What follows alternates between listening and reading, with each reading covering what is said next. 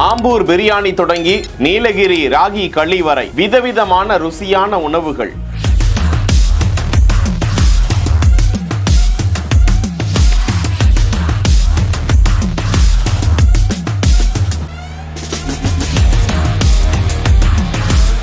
ஒவ்வொரு ஸ்டாலிற்கும் சென்று அவர்களது மனம் நோகக்கூடாது என உணவினை உண்டு ரசித்த உதயநிதி ஸ்டாலின்.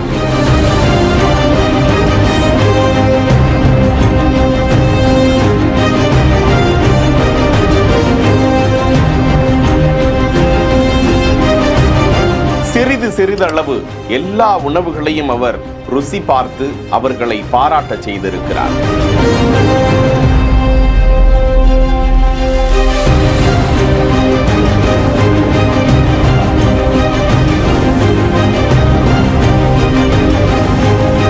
சென்னை பெசன்ட் நகரில் தான் 21ஆம் தேதி தொடங்கி 24ஆம் தேதி வரை 4 நாட்கள் இந்த உணவு திருவிழா கோலாகலமாய் நடக்கவிருக்கிறது. சுமார் 235க்கும் அதிகமான உணவு வகைகள் அங்கே சமைத்து காட்சிப்படுத்தப்படுகின்றன.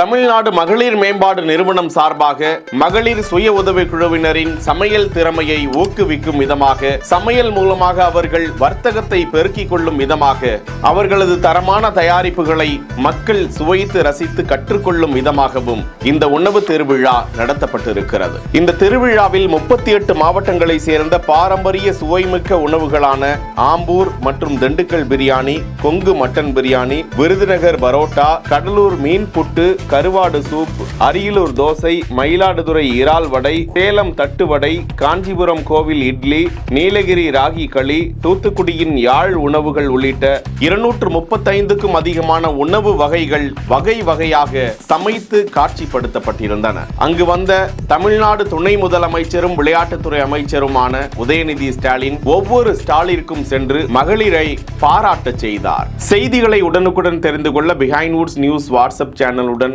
இணைந்திருங்கள். பிஹைண்ட் வுட்ஸ் பெருமையுடன் தயாரித்து வழங்கும் மூன்வாக் திரைப்படத்தின் ஆடியோ லான்ச் ஜனவரி 4 ஞாயிறு மாலை 4 மணி முதல் சத்தியபாமா யூனிவர்சிட்டி சென்னையில் நடைபெற உள்ளது. உங்கள் டிக்கெட்ஸை புக் மை ஷோ டிஸ்ட்ரிக்ட் ஆப்களில் ஸ்கிரீன்ல தெரிகிற வாட்ஸ்அப் நம்பர் வெப்சைட் மூலமாக புக் செய்வோம். செய்திகளை வழங்கியோர் Manju group, SIMS pharmacy and clinics, grand royal tours.